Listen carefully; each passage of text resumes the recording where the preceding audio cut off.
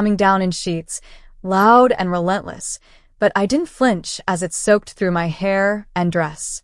My heels sank slightly into the muddy front yard, but I didn't turn back. Not even when I heard my father's voice roar one last time from the porch. "You'll regret this mistake, Emily." His words cut through the storm like a blade. But I didn't say anything. Not a word. I just kept walking. 20 years old and alone, with a soaked suitcase that had one busted wheel and barely enough to get me through the night. My makeup had smeared from crying hours ago, and my fingers trembled as I gripped the handle tighter. Behind me, the house I had grown up in stood glowing in the warm light of the porch, a lie wrapped in comfort. But inside, there was no love, no kindness, only control, only silence. And now, abandonment. I had married Christopher without their permission, without their blessing, without my father's stern nod or my mother's carefully measured approval. And that was unforgivable, at least to them. He called it betrayal, but what he really meant was disobedience. They didn't care that Christopher loved me like no one else had, that he saw me when no one else did, that he stayed by my side when I was crumbling from years of silent rejection, never feeling good enough no matter how hard I tried to earn their love. And now they had thrown me out, like trash. I walked for 3 miles before a gas station clerk let me dry off in the corner of his break room. I slept in that plastic chair that night, with nothing but my wedding ring and a heart that had been torn apart by the people who were supposed to protect me. I never looked back. That was 17 years ago. Now, standing in front of a glass-paneled entryway of a quiet upscale neighborhood in Seattle, I heard the sound. Ding-dong. It echoed through the hallway. I glanced at the mirror near the door and adjusted the gold pendant at my collarbone. My hair was pinned up in a graceful twist, and I was wearing a navy silk blouse tucked neatly into tailored beige pants. Not to impress. Not to prove anything. Just to feel like myself, the woman I had become. One who wasn't asking for love anymore. She was love, power, grace, fire, and forgiveness, all wrapped into one. I opened the door slowly, unsure who had arrived so early. And there they were. My father, my mother, soaked from the rain. But not in the same storm this time, no. They were dressed properly. His gray hair combed, a leather briefcase in hand. My mother's blazer stiff, but her eyes sunken. Something had changed in both of them. Something hollow. But nothing could have prepared me for what came next. They didn't speak. They didn't ask to come in. They didn't even say my name. Instead, both of them dropped to their knees, right there on my marble porch, gasping like they'd seen a ghost. Because the girl they had thrown into a storm at 20 now stood in front of them. Calm, whole, powerful, and nothing like the obedient, desperate for approval daughter they remembered. I didn't smile. I didn't rush forward. I simply stepped aside and said softly, "You can come in if you're ready to tell the truth." And just like that, the storm they had thrown me into all those years ago came roaring back, but this time it was theirs to weather. Their knees made a soft thud against the stone entryway, but the silence that followed was thunderous. My father, once proud, once unshakable, looked up at me like he didn't know whether to beg or bark. His cheeks, once flushed with rage, were pale now.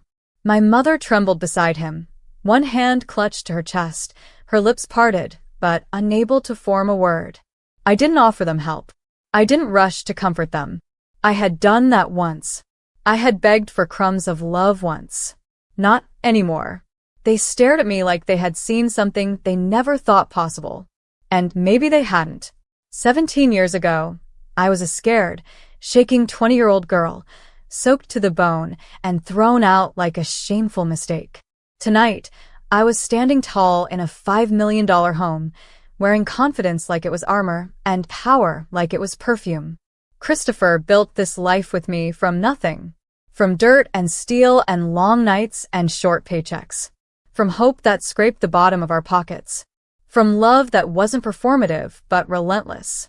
He wasn't here now. He was at the hospital working another double shift.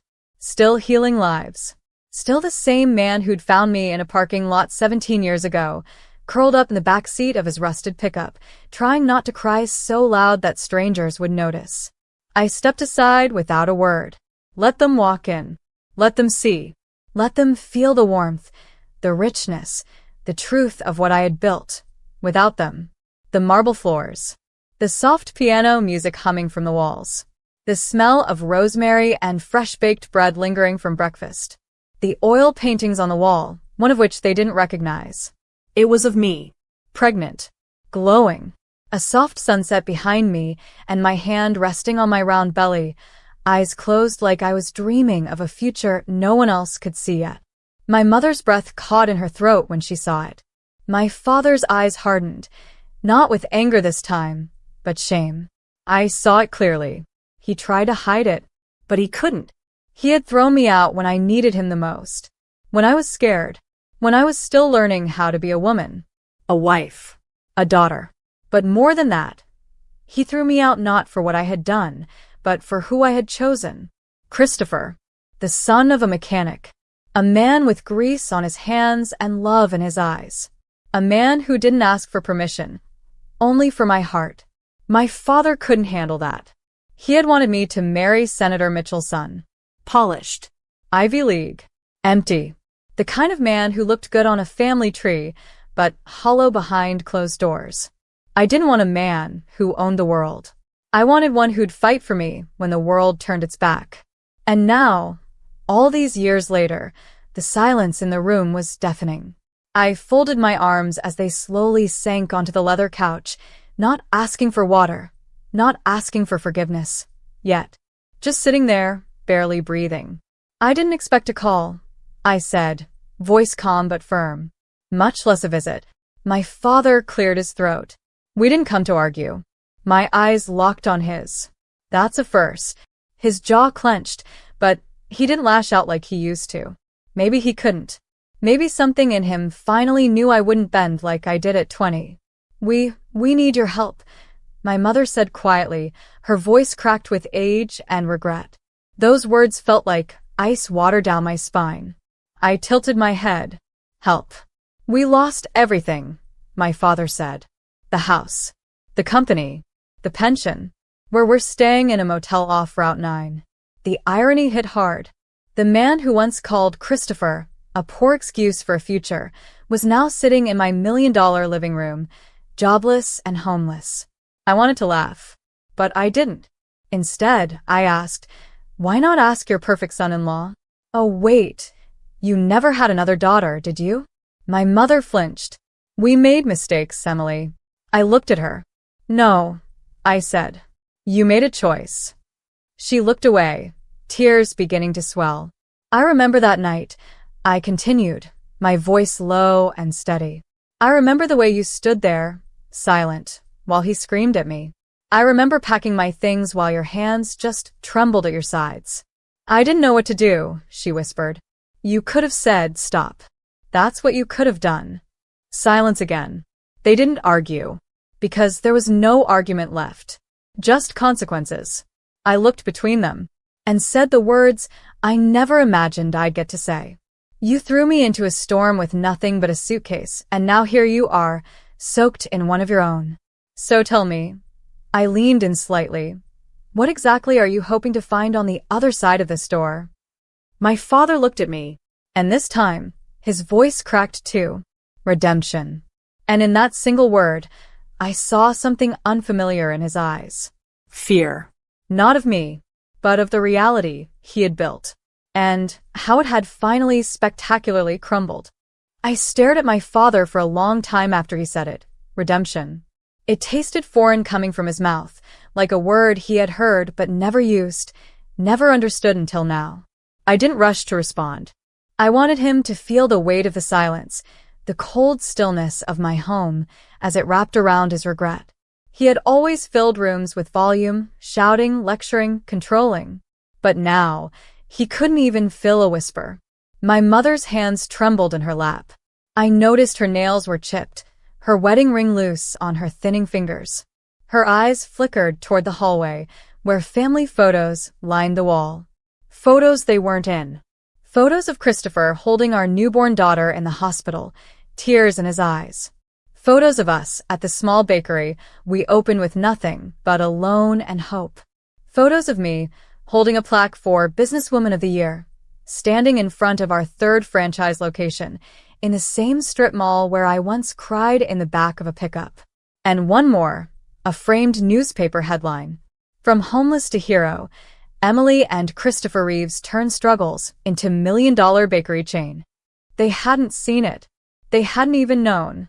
Because I had disappeared from their world the night they forced me out. And I never looked back. I don't think you came here for redemption, I said slowly, keeping my voice even. I think you came here because the people you once chose over me, your investors, your partners, your name, don't answer your calls anymore. His face twitched, like I'd said something that hit a little too close. And now, I added, you're here because I do. He lowered his eyes. I watched him for a moment, then looked at my mother. 17 years, Mom. I gave birth without you. I bled without you. I learned how to make bread in a cramped kitchen without running water. I watched Christopher faint from exhaustion trying to keep us afloat. You didn't call. You didn't write. She opened her mouth to speak, but I stopped her with a quiet shake of my head. You don't get to cry now, I whispered. I cried for both of us for too long. A sharp knock on the back door made me pause. Then I smiled slightly. Perfect timing, I said. I walked to the back of the house and opened the door. A tall, striking woman stood there with a clipboard and a box in her arms. Morning, Emily, she greeted. Special delivery from Greenfield High. They said it's urgent. Thanks, Tina, I smiled. Come inside. She walked in, nodded politely to my parents, and handed me the box. What's this? My father asked cautiously. I opened it slowly. Inside were brochures, a polished wood plaque, and a letter embossed in gold. I turned the letter around so they could read it. To Mrs. Emily Reeves, we are honored to announce the renaming of Greenfield High's Culinary Arts program to the Emily Reeves Institute of Entrepreneurship and Baking. Your generous endowment has changed lives. Thank you. The plaque glistened. My father blinked, disoriented. You're donating to high schools now? I laughed once, soft but firm. I'm rewriting the future, the one you tried to steal from me. He looked stunned. But my mother? She began to cry, silently, with dignity, like she finally saw what I had built. But I wasn't done. I opened the bottom of the box and pulled out an old photo, one they hadn't seen in years. It was taken the night they kicked me out. Me, 20 years old, drenched, mascara running, standing outside the house as the storm howled. I had given the photo to a reporter who'd done a story on our bakery years ago. It all started here, I said softly, holding the photo up. With a girl you threw away because she chose love over your reputation. My father finally spoke again, his voice breaking. I was wrong. The words hung heavy in the air. I didn't understand then what I was doing. You understood, I said. You just didn't care. He swallowed hard. We do now. I leaned forward slightly. And why now? I asked. What changed? He didn't answer. But he didn't have to. Because I already knew. They were old. They were broken. And they were alone. The empire he'd built collapsed in the last market crash. Their insurance was gone. Their savings drained. They had no one left who would listen. Except the daughter they once discarded. And I had everything. But I didn't want revenge. I didn't want to make them grovel. I wanted them to see me, not just as the woman I had become, but as the girl they had failed. And then I would decide what happened next. My father sat on the edge of the couch like he was suddenly too big for the room. He used to command spaces, his voice, his presence, his money. But now, his hands trembled on his knees, his wedding band slipping slightly on his finger. I could tell he wanted to speak, to argue maybe, but there was nothing left to argue. The truth was already sitting between us. My mother finally broke the silence. We didn't come here expecting anything, Emily. We didn't know where else to go. I watched her carefully. She was thinner than I remembered, older too, but it wasn't just age. It was wear. A kind of weight that had nothing to do with years and everything to do with regrets. Do you remember what you said to me that night? I asked softly. She looked confused, then ashamed. Her eyes dropped. You said, it's best to leave now before your father says something worse. I paused. But the worst thing was your silence. She blinked back tears. My father turned toward her like he was hearing that line for the first time too. You both turned away from me when I needed you most. And now what? You want help paying for a motel room? A handout? No, my father said suddenly. Not a handout. Just maybe a chance to make things right. I tilted my head. You can't rewrite the past, Dad. You can't erase 17 years of absence. He nodded slowly. I know, but maybe I can be present now. That nearly cracked something inside me. For a split second, I saw him. Not the proud man who humiliated me, but the father I had begged for back then. The one I used to imagine holding my hand during childbirth. Walking me down the aisle. Just listening. I looked away toward the photo on the wall of Christopher and me, laughing in a bakery kitchen, flour on our cheeks. We had made a home from nothing. A business from struggle. A family from scraps of love we gave each other freely. They had nothing to do with it. And yet, here they were, broken enough to show up. Humble enough to stay quiet. Desperate enough to kneel. I turned back to them. You don't get to come back into my life like nothing happened. But I sighed. You're here. And you're finally listening. My mother's head snapped up, hope flickering across her face. So here's what I'll offer, I said clearly. Not a loan. Not a house. Not forgiveness. Not yet. They froze. But I'll let you stay in the guest house. For a week. 1 week. You'll cook for yourself. Clean up after yourselves. No staff. No luxury. Just time. Time to see what it feels like to live with what you've done. If after that week you still want to talk, we'll talk. They didn't protest. Didn't beg. They just nodded. For once in their lives, they were silent. And somehow, that said more than any apology ever could. The guest house sat at the edge of the property. Modest but warm, with wide windows that overlooked the garden Christopher and I had planted years ago. It wasn't luxury, but it was peace. Something my parents had never known how to offer. Something they were now being forced to sit with. For 7 days, they stayed there. I didn't check on them. I didn't invite them for dinner. I let them exist quietly, for once, in the background of my life, like I had existed in theirs after they cast me out. Christopher came home 2 nights later and listened without saying much. That's how he was, steady, calm, never needing to fill silence with noise. He wrapped his arms around me on the porch as I stared out into the dark, the warm scent of cedar and cinnamon on his shirt anchoring me to the ground. You okay? He asked softly. I nodded.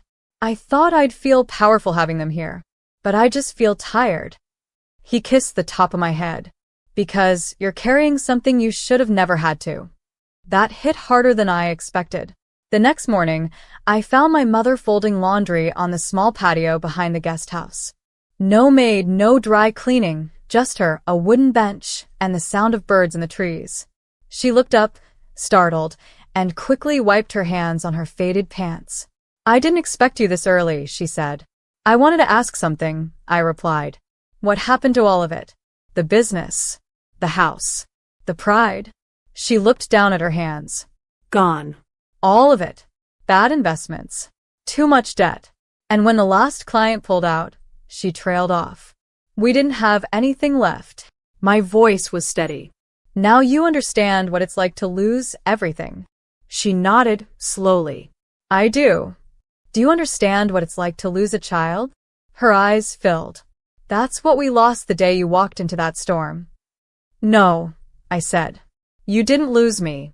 You threw me away. Tears slid down her cheeks. And I've regretted it every single day since. I didn't cry, because I had cried enough for all of us. Later that night, my father knocked on the back door of the main house. He wasn't in a suit, just a sweatshirt and old jeans. I opened the door slowly and let him speak first. I failed you, he said. As a father. As a man. I was too proud. Too obsessed with control. With image. I thought if I let you go your own way, I'd lose everything I'd built. You did anyway, I said. I know.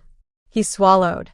And the only thing I wish I could build now is a relationship with you. No expectations. No conditions.